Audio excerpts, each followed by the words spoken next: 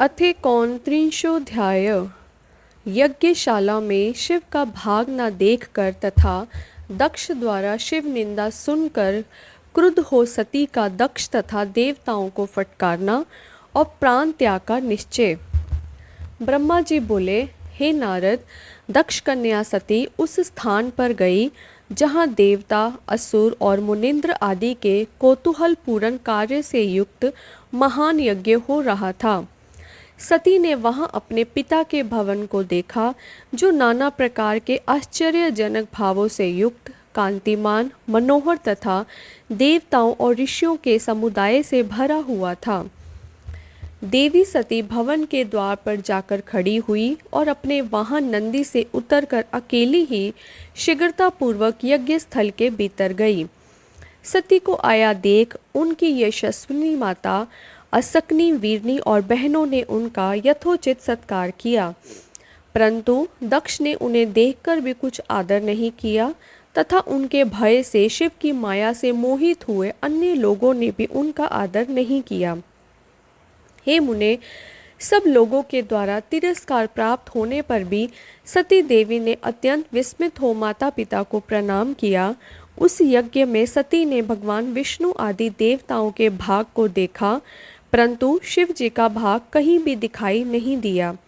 तब उन्होंने असहाय क्रोध प्रकट किया। अपमानित होकर भी रोष से भरकर सब लोगों की ओर क्रूर दृष्टि से देखकर दक्ष को भस्म करती हुई सीवे कहने लगी।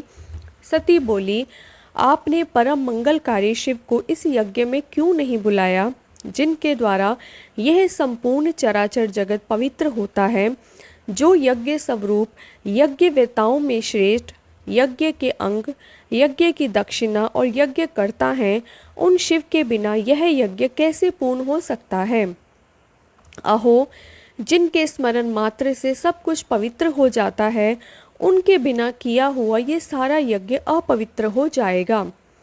द्रव्य, मंत्र आदि, हव्य और कव्य, ये सब जिनके स्वरूप हैं, उन शिव के बिना यज्ञ का आरंभ कैसे किया गया। क्या आपने शिव जी को सामान्य देवता समझकर उनका अनादर किया है। हे अधम पिता, अवश्य ही आपकी बुद्धि आज भ्रष्ट हो गई है।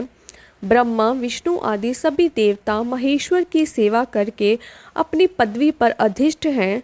निश्चय ही आप अभी तक उन शिव को नहीं जानते हैं। ये ब्रह्मा, विष्णु आदि देवता तथा मुनि अपने प्रभु भगवान शिव के बिना इस यज्ञ में कैसे चले आए। ब्रह्मा जी बोले, ऐसा कहकर शिव स्वरूपनी परमेश्वरी विष्णु आदि सब देवताओं को अलग अलग फटकारती हुई कहने लगी। सती बोली, हे विष्णु, श्रुतियाँ जिन्हें सगुण एवं निर्गुण रूप से प्रतिपादित करती हैं, क्या आप उन शिव जी को यथार्थ रूप से नहीं जानते हैं। हे विष्णु, यद्यपि पूर्व काल में शिव जी ने शालवादी रूपों के द्वारा आपके सिर पर हाथ रखकर कई बार शिक्षा दी है, फिर भी हे दुर्बुद्धे, आपके हृदय में ज्ञान उत्पन्न नहीं हुआ और आपने अपने स्वामी शंकर के बिना ही इस यज्ञ में भाग ग्रहण कर लिया। हे ब्राह्मण, आप पूर्व काल में जब 5 मुख वाले होकर सदा शिव के प्रति गर्वित हो गए थे, तब उन्होंने आपको 4 मुख वाला कर दिया था। आप उन्हें भूल गए, यह तो आश्चर्य है। हे इंद्र, क्या आप शंकर के पराक्रम को नहीं जानते। कठिन कर्म करने वाले शिव जी ने ही आपको वज्र को भस्म कर दिया था। हे देवताओं, क्या आप लोग महादेव का पराक्रम नहीं जानते। हे अत्रेय, हे वशिष्ठ, हे मुनियों, आप लोगों ने क्या कर डाला। जब शिव जी दारुवन में भिक्षाटन कर रहे थे और आप सभी मुनियों ने उन भिक्षुक को रुद्र को शाप दे दिया था, तब शापित होकर उन्होंने जो किया था उसे आप लोग कैसे भूल गए। उनके लिंग से चराचर सहित समस्त भवन दग्ध होने लगा था। ऐसा लग रहा है कि ब्रह्मा, विष्णु आदि समस्त देवता तथा अन्य मुनिगण मूर्ख हो गए हैं, जो कि भगवान शिव के बिना ही इस यज्ञ में आ गए। अंगों सहित सभी वेद, शास्त्र एवं वाणी जिनसे उत्पन्न हुए हैं, उन वेदांत वेद्य भगवान शंकर को जानने में कोई पार नहीं पा सकता है। ब्रह्मा जी बोले, नारद, इस प्रकार क्रोध से भरी हुई जगदम्बा सती ने वहाँ व्यथित हृदय से अनेक प्रकार की बातें कहीं। श्री विष्णु आदि समस्त देवता और मुनि जो वहां उपस्थित थे उनकी बात सुनकर चुप रह गए और भय से व्याकुलचित हो गए। तब दक्ष अपनी पुत्री के उस प्रकार के वचन को सुनकर उन सती को करूर दृष्टि से देखकर क्रोधित होकर कहने लगे। दक्ष बोले, हे भद्रे, तुम्हारे बहुत कहने से क्या लाभ। इस समय यहाँ तुम्हारा कोई काम नहीं है, तुम चली जाओ या ठहरो। तुम यहाँ किस लिए आई हो? सभी विद्वान जानते हैं कि तुम्हारे पति शिव मंगल रहित, अकुलीन तथा वेद से बहिष्कृत हैं और भूतों प्रेतों के स्वामी हैं। इसलिए हे पुत्री, मुझ बुद्धिमान ने ऐसा जानकर कुवेशधारी शिव को देवताओं और ऋषियों की इस सभा में नहीं बुलाया। मुझ पापी दुर्बुद्धि ने ब्रह्मा जी के द्वारा प्रेरित किए जाने पर शास्त्र के अर्थ को ना जानने वाला उद्गण तथा दुरात्मा रुद्र को तुम्हें प्रदान कर दिया था। इसलिए हे शूचस्मिते, तुम क्रोध छोड़कर शांत हो जाओ और यदि इस यज्ञ में तुम आ ही गई हो तो अपना भाग ग्रहण करो। ब्रह्मा जी बोले, दक्ष के इस प्रकार कहने पर त्रिभुवन पूजिता दक्ष पुत्री सती निंदा युक्त अपने पिता की ओर देखकर अत्यंत क्रोधित हो गई। वे सोचने लगी कि अब मैं शंकर जी के पास कैसे जाऊं? मैं तो शंकर को देखना चाहती हूँ, किंतु उनके पूछने पर मैं क्या उत्तर दूंगी। तदनंतर तीनों लोकों की जननी वे सती क्रोध से युक्त हो लंबी श्वास लेती हुई दूषित मन वाले अपने पिता से कहने लगी।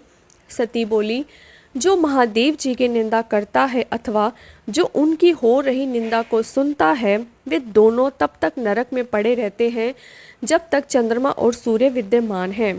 अतः हे तात, मैं अग्नि में प्रवेश करूंगी और अपने शरीर को त्याग दूंगी। अपने स्वामी का अनादर सुनकर अब मुझे जीवन से क्या प्रयोजन। शिव निंदा सुनने वाला व्यक्ति यदि समर्थ हो तो वह स्वयं विशेष यत्न करके शंभु की निंदा करने वाले की जीभ को बलपूर्वक काट डाले, तभी वह शिव निंदा स्वरण के पाप से शुद्ध हो सकता है, इसमें संशय नहीं है। यदि मनुष्य कुछ प्रतिकार कर सकने में असमर्थ हो तो बुद्धिमान पुरुष को चाहिए कि वह दोनों कान बंद करके वहां से चला जाए, तब वह पाप से शुद्ध हो सकता है, ऐसा श्रेष्ठ विद्वान कहते हैं। ब्रह्मा जी बोले, इस प्रकार धर्म नीति कहकर वे सती पश्चाताप करने लगी और उन्होंने व्यथित चित्त से भगवान शंकर के वचन का स्मरण किया। तदनंतर सती ने अत्यंत कुपित हो दक्ष तथा उन विष्णु आदि समस्त देवताओं और मुनियों से भी निडर होकर कहा। सती बोली, हे तात, अब शंकर के निंदक हैं, अतः आपको पश्चाताप करना पड़ेगा। इस लोक में महान दुख भोग कर अंत में आपको यातना भोगनी पड़ेगी। इस लोक में जिन परमात्मा का कोई प्रिय है न अप्रिय है, उन द्वेष रहित शिव के साथ आपके अतिरिक्त दूसरा कौन वैर कर सकता है। जो दुष्ट लोग हैं वे सदा ईर्ष्यापूर्वक यदि महापुरुषों की निंदा करें तो उनके लिए यह कोई आश्चर्य की बात नहीं है, परंतु जो महात्माओं के चरणों की रज से अपने अज्ञान अंधकार को दूर कर चुके हैं, उन्हें महापुरुषों की निंदा शोभा नहीं देती। जिनका शिव यह दो अक्षरों का नाम कभी बातचीत के प्रसंग से मनुष्यों की वाणी के द्वारा एक बार उच्चारित हो जाए तो वह संपूर्ण पाप राशि को शीघ्र ही नष्ट कर देता है। अहो, खल स्वरूप आप शिव से विपरीत होकर उन पवित्र कीर्ति वाले, निर्मल, अलंघ्य शासन वाले सर्वेश्वर शिव से द्वेष करते हैं। महापुरुषों के मन रूपी मधुकर ब्रह्मानंद में रस का पान करने की इच्छा से जिनके सर्वार्थदायक चरण कमलों का निरंतर सेवन किया करते हैं और जो शिव संसार के लोगों पर शीघ्र ही आदरपूर्वक मनोरथों की वर्षा करते हैं, सबके बंधु उन्हीं महादेव से आप मूर्खतावश द्रोह करते हैं। जिन शिव को आप अशिव बताते हैं उन्हें क्या आपके सिवा दूसरे विद्वान नहीं जानते? ब्रह्मा आदि देवता, सनक आदि मुनि तथा अन्य ज्ञानी क्या उनके स्वरूप को नहीं समझते? उदार बुद्धि भगवान शिव जटा फैलाए, कपाल धारण किए शमशान में भूतों के साथ प्रसन्नतापूर्वक रहते हैं तथा भस्म एवं नरमुंडों की माला धारण करते हैं। इस बात को जानकर भी जो मुनि और देवता उनके चरणों से गिरे निर्माल्य को बड़े आदर के साथ अपने मस्तक पर चढ़ाते हैं, इसका क्या कारण है? यही कि वे भगवान शिव ही साक्षात्कार परमेश्वर हैं। वेदों में प्रवृत्त तथा निर्वृत्त ये दो प्रकार के कर्म बताए गए हैं जिनका विद्वानों को विवेक पूर्वक विचार करना चाहिए। ये दोनों ही कर्म परस्पर विरुद्ध गति वाले हैं, अतः एक कर्ता के द्वारा इनका साथ साथ अनुष्ठान नहीं किया जा सकता। भगवान शिव तो साक्षात पर ब्रह्मा हैं, अतः उनमें इन दोनों ही कर्मों की गति नहीं है, अतः वे इन दोनों ही कर्मों से परतंत्र नहीं हैं। हे पितः, जो योगेश्वर्य अर्थात अनिमा आदि सिद्धियां हमें सर्वदा प्राप्त हैं, वे आपको प्राप्त नहीं हैं। आपकी यज्ञशालाओं में आयोजित होने वाले तथा धूम मार्ग को प्रदान करने वाले प्रवृत्ति मार्गीय कर्मों का हम त्याग कर चुके हैं। हमारा ऐश्वर्य अव्यक्त है तथा ब्रह्मवेता पुरुषों के द्वारा निरंतर सेवित है। हे तात, आप विपरीत बुद्धि वाले हैं, अतः आपको अभिमान नहीं करना चाहिए। अधिक कहने से क्या लाभ? आप दुष्ट हृदय हैं और आपकी बुद्धि सर्वथा दूषित हो चुकी है, अतः आपसे उत्पन्न हुए इस शरीर से भी मेरा कुछ भी प्रयोजन नहीं रहा।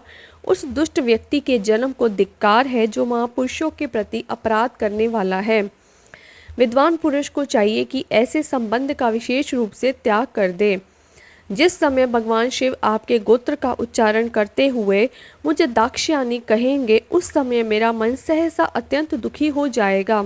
इसलिए आपके अंग से उत्पन्न हुए शवतुल्य घृणित इस शरीर को इस समय मैं अवश्य ही त्याग दूंगी और ऐसा कह करके सुखी हो जाऊंगी।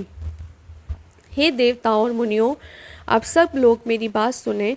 दूषित मन वाले आप लोग का यह कर्म सर्वथा अनुचित है। आप सब लोग मूढ़ हैं, क्योंकि शिव जी की निंदा और कलह आप लोगों को प्रिय है। अतः भगवान हर से सभी को इस कुकर्म का निश्चय ही पूरा पूरा दंड मिलेगा। ब्रह्मा जी बोले, हे नारद, उस यज्ञ में दक्ष से तथा देवताओं से ऐसा कहकर सती देवी चुप हो गई और मन ही मन अपने प्राण वल्लभ शंभु का स्मरण करने लगी। अति श्री शिव महापुराणे द्वितीयायाम रुद्र संहितायां द्वितीय सती खंडे सती वाक्य वर्णनम नामे कोण त्रिंशोध्याय। इस प्रकार श्री शिव महापुराण के अंतर्गत द्वितीय रुद्र संहिता के द्वितीय सती खंड में सती का वाक्य वर्णन नामक 29वां अध्याय पूर्ण हुआ। हर हर महा